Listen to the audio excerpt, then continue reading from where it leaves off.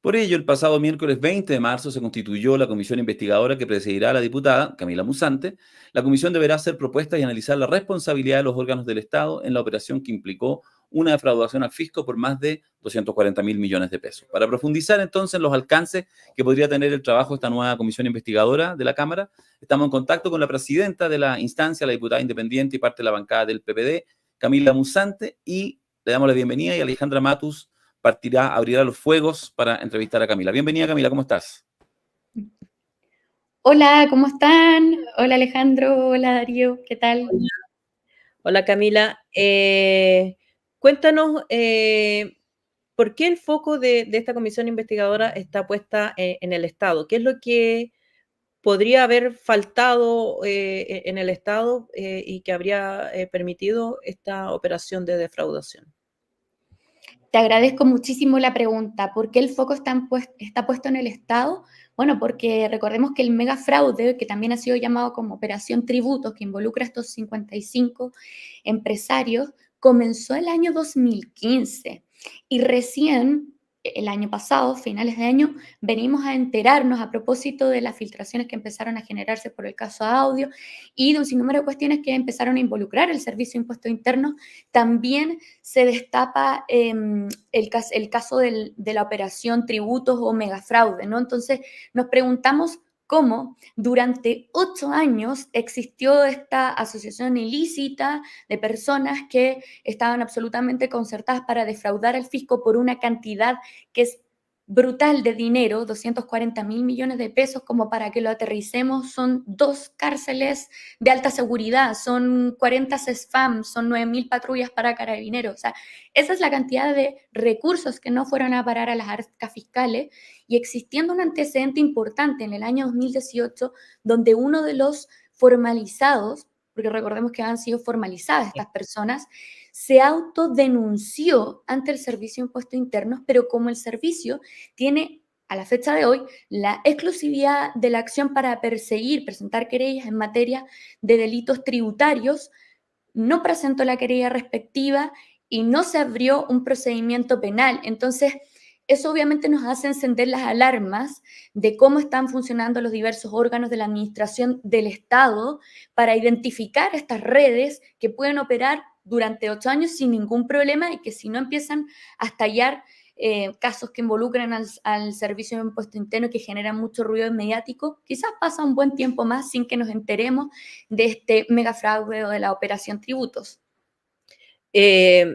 Concretamente, aparte de no haber recibido o no haber actuado frente a esa autodenuncia, ¿es posible, o sea, el Estado para que esto funcione tiene que mirar para el lado? O sea, en las declaraciones anuales de impuestos de estas empresas falsas, porque se constituyeron en 10 regiones, ¿hay funcionarios mirando para el lado? Bueno, yo creo que una primera medida que se debiese tomar, más allá de los cambios legislativos que debiésemos realizar, área de que la titularía de la acción no sea exclusivamente el Servicio de Impuesto Interno, sino que el Ministerio Público también tenga capacidad de iniciar la persecución penal en esta materia, es primero prestar atención a herramientas como las autodenuncias, ¿no? Que se fueron absolutamente obviadas y pasadas por alto por el propio servicio. Entonces, ahí me parece que en lo concreto tenemos una primera lección que aprender. Luego hay otra pregunta que surge a propósito de los invitados que los habían mencionado al inicio, ¿qué está ocurriendo con aduanas o de qué manera aduanas también tuvo una falta de inobservancia de cómo operaba esta asociación ilícita porque no existió ninguna diligencia de carácter investigatorio, no se encendieron ninguna alarma o no se miró para el lado como lo dices tú en buen chileno, Alejandra?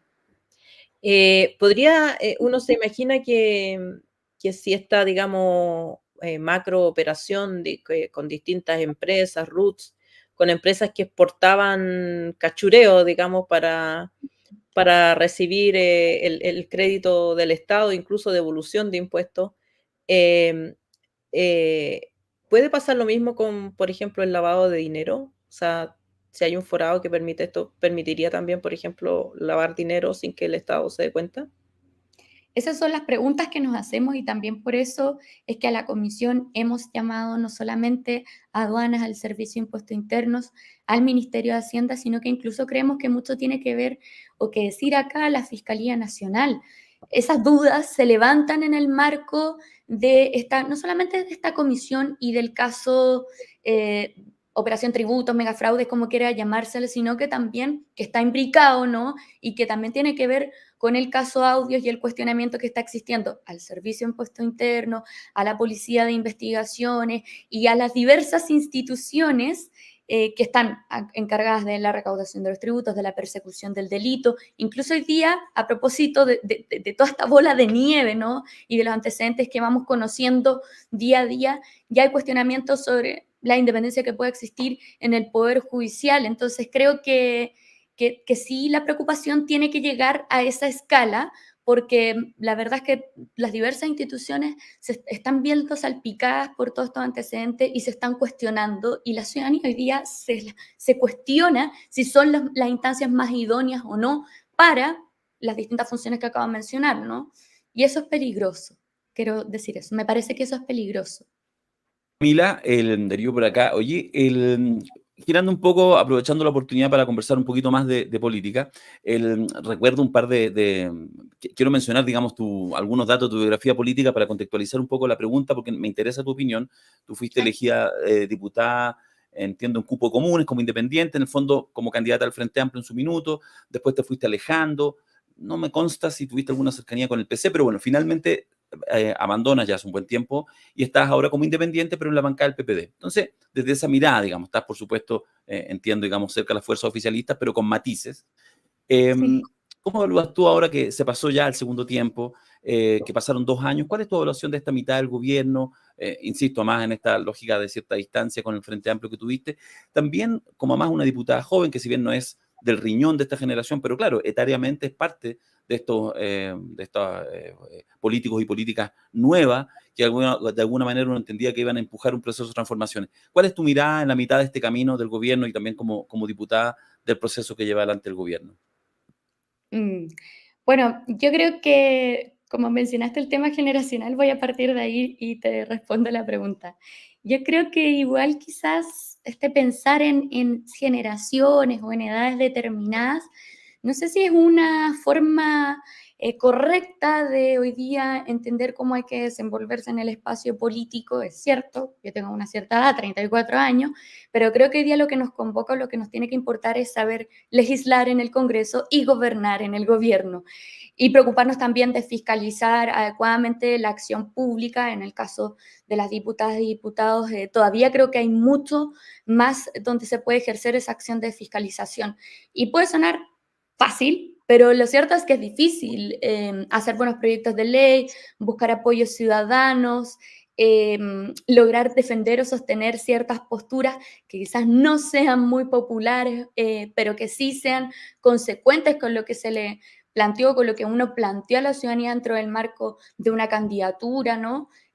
Yo creo que eso es como hoy día la tarea que tenemos en el Poder Legislativo, sobre todo quienes estamos en un primer periodo y quienes planteamos proyectos regularmente y trabajamos en esa dinámica, sabemos que también es una buena fórmula para poder combatir este contexto en el que estamos, ¿verdad? De los hermosillas que amenazan nuestra institucionalidad y nuestra democracia. Entonces, para responderte un poco la pregunta, Darío, mi decisión ha tenido que ver, más allá de una distancia de ideas, sino más bien de una distancia, una forma de trabajo. Yo creo que hoy día estamos convocados también a dar respuestas concretas a las demandas ciudadanas, a poder generar mecanismos o espacios de trabajo que nos permitan consensuar.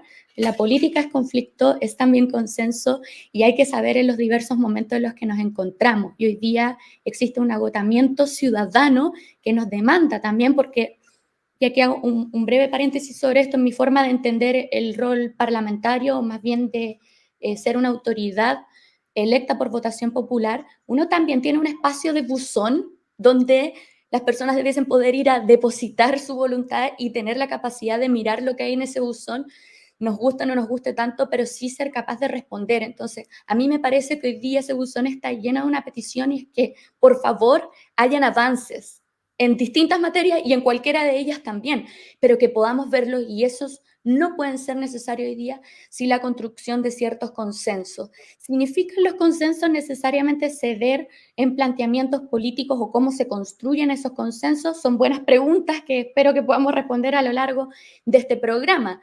¿Significa que las alianzas tienen que correrse más hacia un lado de la brújula, no, o hacia un sector político u otro, dentro de la política institucional, o significa que vamos a construir estas alianzas con la ciudadanía, vamos a apostar? Yo creo que esto ya no se hizo, yo creo que esto pasó en el primer tiempo respondiendo a tu pregunta. Las alianzas que se construyen con la gente, ¿no? En miras de impulsar las reformas que se esperaban del gobierno, que lamentablemente ninguna de ellas han triunfado de la manera en la que se planteaban en el propio programa, ¿no? Yo tuve instancias de participación en la elaboración del programa del actual presidente Gabriel Boric. He observado el cumplimiento del mismo y también de alguna otra manera la renuncia. Y creo que esa renuncia se ha dado por cómo se ha planteado el gobernar. Y el gobernar se ha decidido ejecutarlo de una forma, en una alianza con el Congreso, donde todas las decisiones pasan por una votación del Congreso, de la Cámara y de los senadores, y se ha dejado un poco de lado, o bastante, a la ciudadanía que no ha sido partícipe del empuje de estas reformas. Se ha hecho en otros países, ¿por qué no en Chile? Y creo que ese momento, como bien lo decía Matamala en una de sus columnas de hace unas semanas atrás, se desaprovechó la luna de miel y ahora solo queda ver cuál va a ser el legado. Y esto es lo último que quiero decir, cierro este punto. A mí lo que me preocupa es que el legado también termina afectando en términos identitarios a una generación, ¿ya? ¿Por qué te lo digo? Si bien es importante que las personas puedan distinguir, acá hay un trabajo que va orientado en esta línea, acá se presentaron estos proyectos, se realizaron estas acciones de fiscalización, igual las personas esperaban que esta nueva generación de chicas y chicos jóvenes llegaran con nuevas ideas y a estas alturas yo no estoy viendo o vislumbrando de qué se va a tratar ese legado o cuáles eran estas nuevas ideas. Al final parece que sí llegamos los chicos jóvenes y las chicas jóvenes, pero no teníamos o tan nuevas ideas o no fuimos capaces de concretarlas. ¿Te ha decepcionado en ese sentido el liderazgo del presidente Gabriel Boric? No quiero o no creo en poner toda la responsabilidad sobre la figura de una sola persona. Creo que ese es un mal que tenemos en nuestra tradición hiperpresidencialista, no solo en Chile, en Latinoamérica. Ujú. Creo que no es una persona finalmente la figura del presidente, pero el presidente trabaja con equipos de asesores, el presidente tiene su gabinete, el presidente realiza su comité político. Yo creo que la conducción que ha existido en esa línea del gobierno, en no jugársela, decir, ¿saben qué? Vamos a impulsar nuestras reformas transformadoras ahora y las vamos a hacer con el apoyo y el respaldo popular que nos acaban de demostrar con las elecciones presidenciales del pueblo de Chile, fue un error tremendo y que a muchos nos generó una decepción, esa decisión en sí. Y luego las renuncias, ¿no? Y luego las renuncias a los cambios, y luego las renuncias a ciertas ideas, luego las renuncias ya finalmente como a dejar una impronta. Esta es una cuestión que también se conversa dentro del ámbito parlamentario o con autoridades del Ejecutivo. ¿Cuál va a ser el legado? Yo creo que es una pregunta importante de responder, porque lo que no puede ocurrir es que este gobierno no tenga un legado o tenga un legado que le sea completamente ajeno y que responda a más bien los discursos o las instalaciones que hace un sector político que no representa. Me refiero en particular a la ultraderecha. Veo un riesgo tremendo en eso. No me gustaría para nada que ese sea el resultado final de este segundo tiempo. Y creo que todavía estamos a tiempo de tratar de dar vuelta el partido y a no impulsar las reformas que se plantearon al inicio. Yo creo que eso está bastante complejo, pero sí al menos de dejar un legado en términos de innovación, de responder también a ese llamado, las esperanzas que existían en una nueva generación y que íbamos a ser los que proponían nuevas ideas o nuevas formas de desarrollo para el país. Eso no se ha visto y yo creo que eso sí ha sido un poco decepcionante. Camila, para ir cerrando, te consulto por lo que va a pasar ya en los próximos días en la Cámara de Diputados, a propósito, digamos, del acuerdo administrativo. Y a mí me da, bueno, yo tengo una opinión y me da risa, porque además, pero bueno, en fin, me da risa todo, me da risa la partición de periodos así chiquititos para que todo alcance, y así todo Los no 8 meses, da. Sí, así no. todo, este concepto que yo detestaba de la clase política, la gente lo hace real, porque pareciera que es una clase, que todos son como amigos y que tienen que compartir para ver quién es ese manero más tiempo y quién es presidente de curso más tiempo. Bueno, pero se cayó ya, y es por primera vez que sucede en el Senado, en la Cámara de Diputados ya había pasado, pero en el Senado primera vez, y todo parece indicar que el acuerdo administrativo, que ya venía bastante parchado, porque se empezó a incumplir cuando Carlos Cariola había asumido como presidente hace poco tiempo atrás. ¿Cómo lo ves tú para esta semana? Y si es que efectivamente ya lo desahucias, el acuerdo administrativo, en términos prácticos, ¿cuál es la conclusión, las consecuencias prácticas que tú ves en eso? Señalando, y te agrego al tiro una segunda pregunta en uno, lo que puede ser el tránsito de la reforma previsional, que pareciera ser casi como el gran proyecto del gobierno que quizás podría permitir, a propósito del legado que tú señalabas hace un rato, dejar un legado, porque pareciera que si no flota y si se cae finalmente la reforma previsional como la tiene pensado el gobierno, pareciera ser que nada muy grande va a quedar encima de la mesa. Esas dos preguntas en uno, Camila, te lo agradezco. Bueno, muchas dudas que no me dejan en paz, como dice una canción de Miranda.